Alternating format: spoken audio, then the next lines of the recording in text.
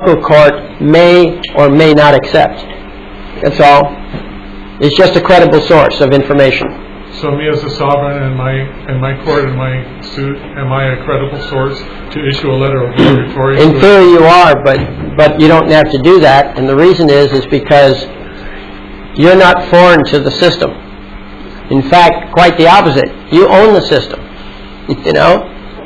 You're one of the people. The sovereignty of the government is in the people. The government has no sovereignty. Okay? All they have is authority that has been granted to them by the sovereign people. And they have to stay within that, and if there's no specific grant of authority, they can't do it. Now, I realize, I should say they may not do it. They're doing a lot of things today that are absolutely unconstitutional. Okay? I suspect Social Security is unconstitutional because I think they've justified Social Security on the health and welfare clause of the preamble. But I don't think that, well, I know that the preamble is just general concepts and does not provide specific authority to them on that level. Okay? So, in fact, there's been cases where people have tried to sue the government because the government failed to protect them. And the courts have said that there is nothing in the Constitution that obligates the government to protect a specific person, even if that person's life is in danger. The only authority the government has is a general authority to protect the group, but they can't protect the individuals. And that's a good decision, because if they're authorized to protect the individual, what stops them from saying, we're putting you in jail because we think you're in danger? Right? So you want the power of decision to lie with the individual, not with the government. So,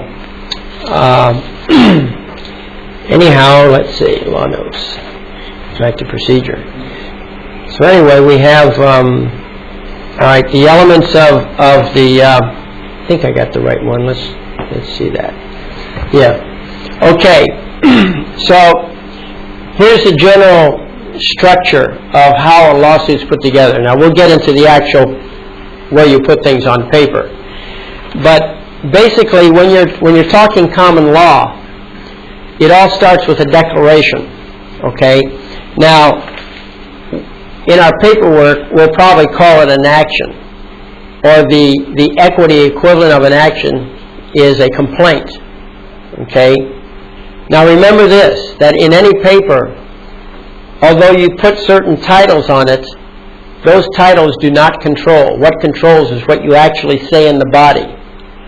Now, when we filed a case one time, I went up to the window and I had a counterclaim complete with who the original plaintiff and defendant was, and who the counter plaintiff and who the counter defendant was. It was all laid out in proper form. But the clerk was ignorant, deputy clerk. And I didn't want to fight the battle and take it up to the big clerk. I just wanted to get the thing filed now. Okay? So the clerk looked at the paper and said, well, this is wrong. He says, you can't do this. And this says counterclaim. It has to say complaint. Okay? I said, okay, well, what is it that's wrong? Let's go through it. So he pointed out these things. So he says, you'll have to fix it and bring it back later. I said, okay. And then right there at the window, by hand, I scratched out, I think it was counterclaim, and I put complaint, just like he wanted. And then I put a big X through the original plaintiff and defendant, the original case, which you'll see what I'm talking about later. But I made these scratch out, made these temporary changes, gave it to the clerk. He says, oh, okay, you can file it now. You see, your paperwork is supposed to be typewritten. Now, if you look up the legal definition of typewritten, typewritten means hand printing that's legible. Okay? That's why I knew I could do this.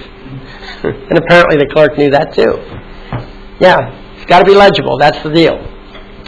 So, and since I used to be a draftsman, I print very clearly.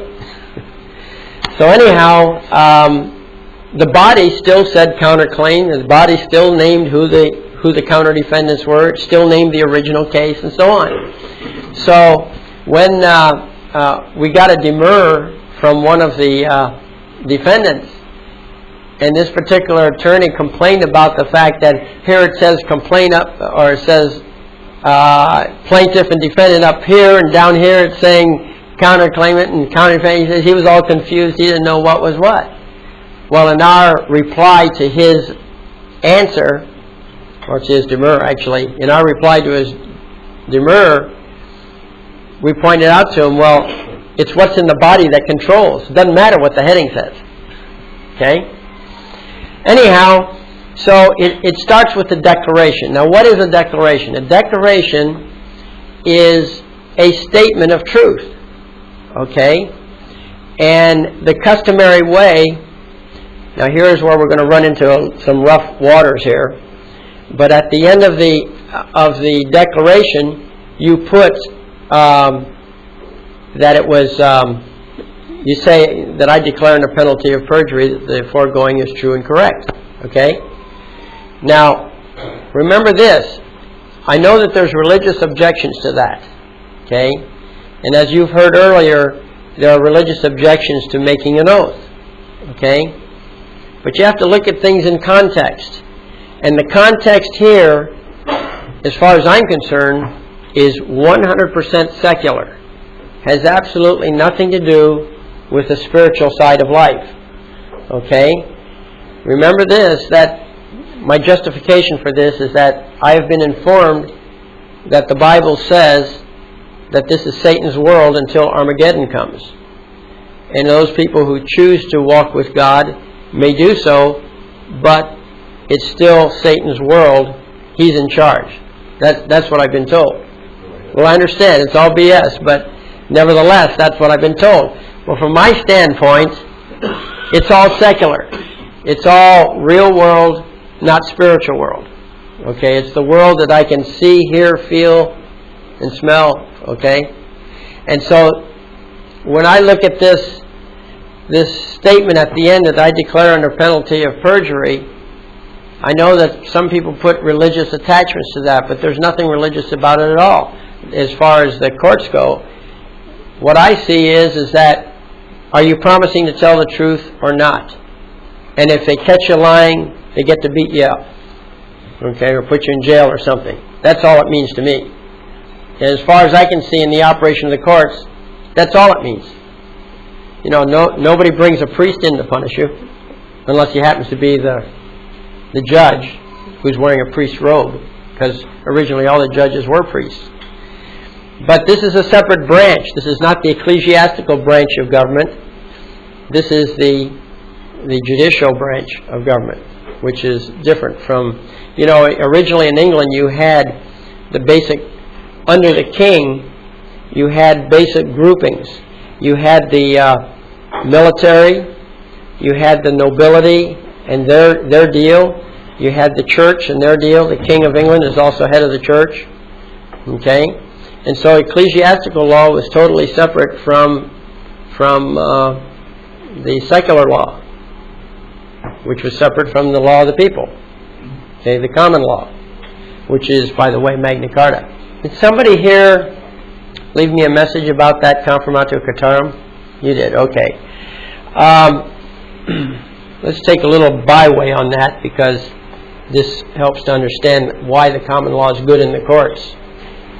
The Constitution of the United States has the 7th Amendment. And the 7th Amendment says that in all, I think it's cases at law, where the amount in question is over $20, something like that, that the decision of a jury is not reviewable. That 7th Amendment has been broadly interpreted as meaning the common law, that you're protected, that's your guarantee that the common law is available to you. But there's other places too. In Article 3 of the Constitution, in the I believe it's the first paragraph, it says something to the effect that judicial power of the United States is available in all cases in law and equity. Well, law means common law. Okay? So that is that identifies the fact that the common law is a part of our system. And the Seventh Amendment identifies the fact that the common law is above the statutory law. Why?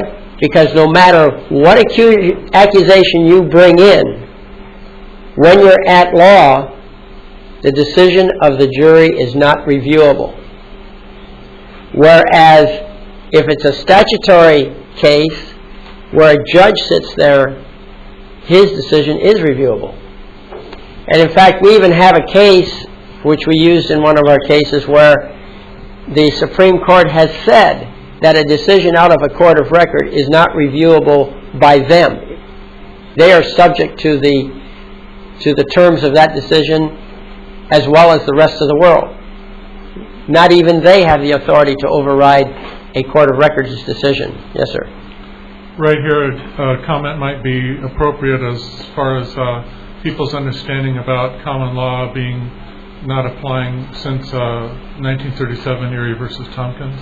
Well, that's true if you start off on the wrong foot. If you start off on the statutory foot instead of the common law foot, that's true.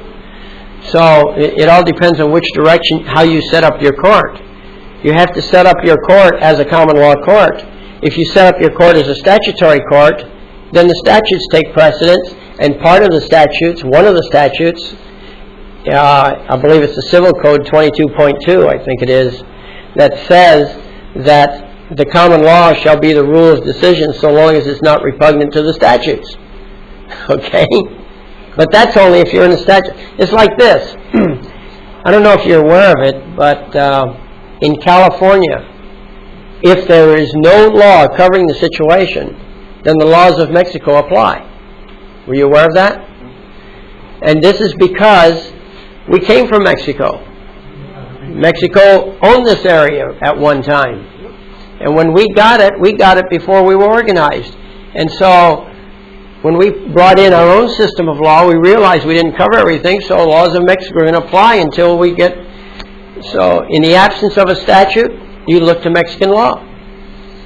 So in the absence of a statute, we also look to common law. That's the rule of decision. And I suspect the common law would override the Mexican law. In fact, probably nobody looks at Mexican law anymore because we're so well established now in our own system. Mm-hmm. Most of those interpretations of common law and then Erie versus Tompkins relate to the Uniform Commercial Code, but that's of course statutory. Yeah, it's all statutory. But if you start off in the common law, the Seventh Amendment is the constitutional recognition that the common law supersedes all others. Common law jury has the final say on everything. Okay? Now, what is common law? Well, most of your books tell you that the common law is prior court decisions. Okay? Well, that's part of it. Okay?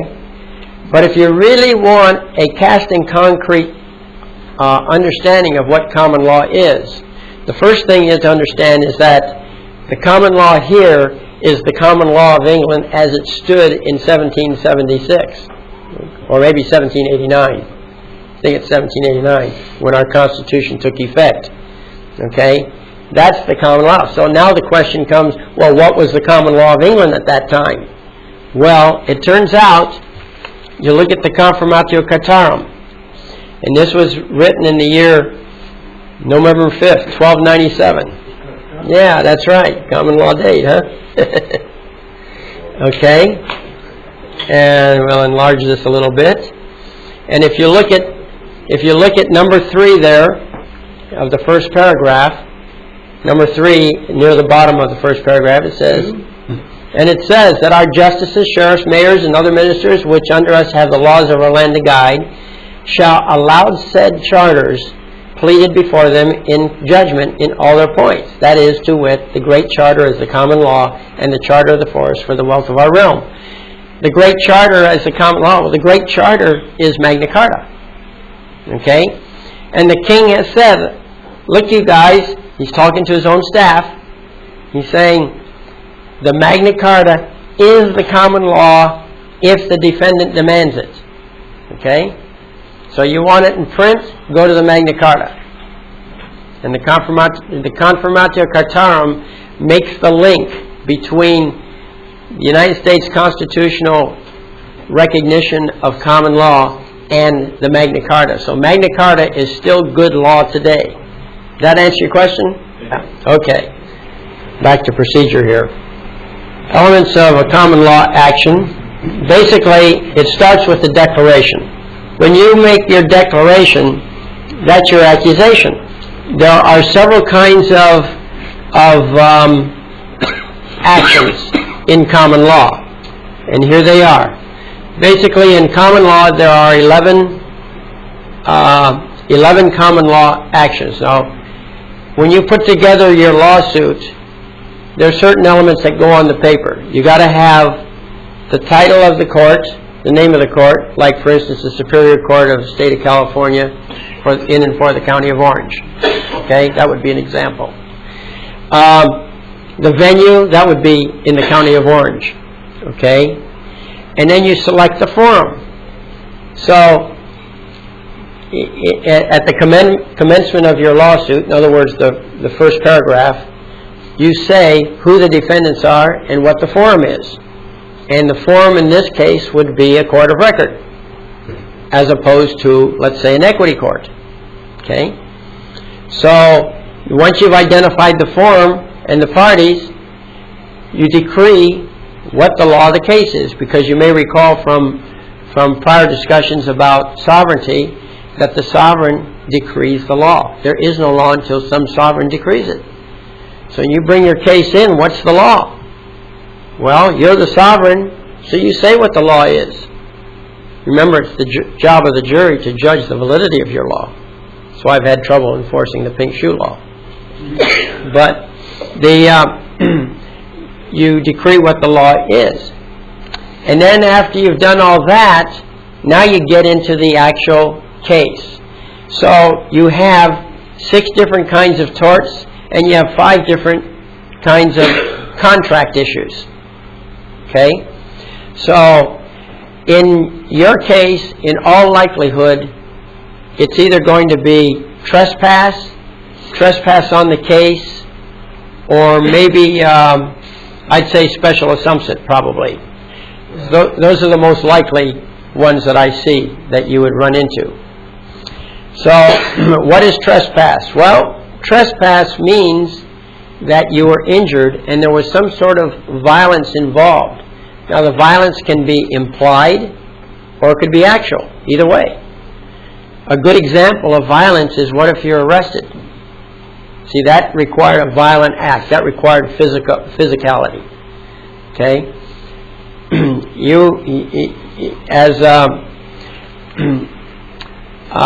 That would be trespass. Now, don't die on us. We need you. So, there's trespass on the case. Now, trespass involves injury, but no violence. Okay? For example, let's say somebody conned you out of some money. That would be trespass on the case. Somebody set you up on something. It's all fooled you somehow, or violated your rights, but without actually getting physical. The special assumpsit, that's breach of a simple unsealed contract. There's also covenant, but covenant covers a breach of promise under seal. In other words, you have a contract, and you sign the contract, and then you seal it with a seal where you actually crimp the paper. Okay? When you have a contract under seal, or if you put wax on it and then you stamp it the old-fashioned way with a little thing to put your symbol on it, actual seal. When you have a contract like that, that's called a covenant. And But if you don't have the seal, then it's called a simple contract. And yes. What about trespass on the land? That's the same thing as trespass. That's under the that is trespass, not trespass on the case. Is the sign stronger when you have a sign not to trespass? Does that give you more strength, or? Well, yeah, it should, because a person could be walking along. He doesn't know where the border of your property is.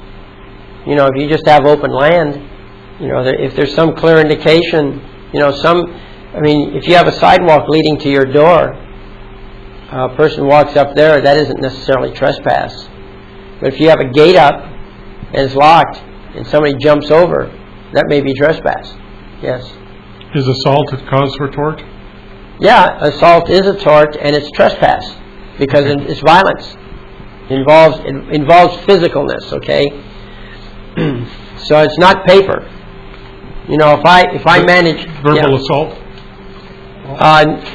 Well, that's a gray area, I guess, verbal assault, but I suspect that's trespass on the case because there's no actual physical action, just talk. Just talk. Yes.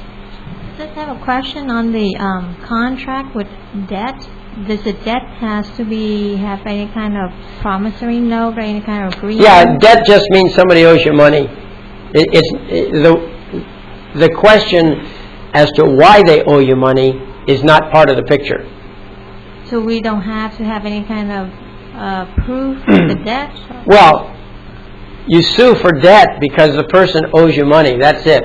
That's the issue right there. There's no question he owes you the money. The question is enforcement. So you go to the court and you say, hey, I need help in collecting this debt. So the debt's not in question. Of course, the person could answer and say, I never owed you, in which case that changes the character of things. But nevertheless, if it's just a pure debt, you just go to the court and you ask for a court order. And you sue them. Sue for debt. On the other hand, if there is a question, then you might sue for a special assumpsit breach of the contract. You're saying, hey, you promise in your contract it says that if you fail to perform, you will pay me so much per day. But would it apply for verbal contract or sure. verbal agreement? Sure. Yeah. The general assumpsit applies to breach of implied contract, which is what your verbal contract would be. Counterclaim? Counterclaim? Yeah, if you were... Well, counterclaim falls in the same set of categories. It's if you're doing common law, you're going to follow one of these 11 Correct. items. Okay. Now, then you have to specify what your rights are. Okay, you have a right to not be disturbed, or you have a right to be paid, whatever it is that you're entitled to. This is your entitlement, and that this person is wrongful in what he's doing. Okay, he is either doing something, or he's not doing something he should be doing. Okay, so either way, it's a wrongful act. And then you have the injury that you suffered, and then the conclusion, the prayer. In other words, you're asking the court to award, and you sign off on it. Yes. The question I think she's leading to is that there was a person who borrowed and failed to pay, filed in the bankruptcy court, and misfiled the numbers. Instead of the larger number, filed a small number. Can she then cause that person in the bankruptcy to default on her number that's correct? Well, you sue her. You sue him. Can't you do it through a default just by letter, and then she defaults in 72 hours under the... Well, if you're talking about a notice and demand, and you're getting into the UCC, which I claim no knowledge of. Well, you do cover it in your website. You do pretty good with it. Yeah, but I don't claim to have solid knowledge in that area. Okay. The minute you say UCC, I go dumb. I didn't say UCC. I just said default. Sure sounded like it. I said the word default. Well, default in the UCC, right? So if someone doesn't respond to your demand, then that... Yeah, well, in theory you could do that, but remember, you don't have the power. Okay, so you don't have the physical power to enforce your default. Well, you take a notary, then you take your notary and she creates the default. Well, if you have that, and that's another system I haven't looked into, which is really a subset of the UCC business. Those are areas that I have yet to study. What I know is court procedure. Correct. Okay?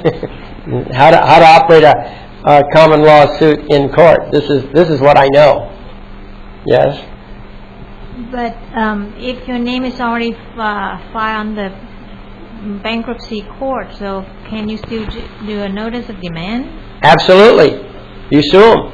I wouldn't spend too much time on the notice of demand because you've already been named as a defendant. So you sue in the bankruptcy court or outside? No, what you do is you would, I think, you would sue wherever you're going to sue, but the bankruptcy court has to be notified that the suit is going on because that is an adversarial action. And the purpose of bankruptcy is not to settle those lawsuits.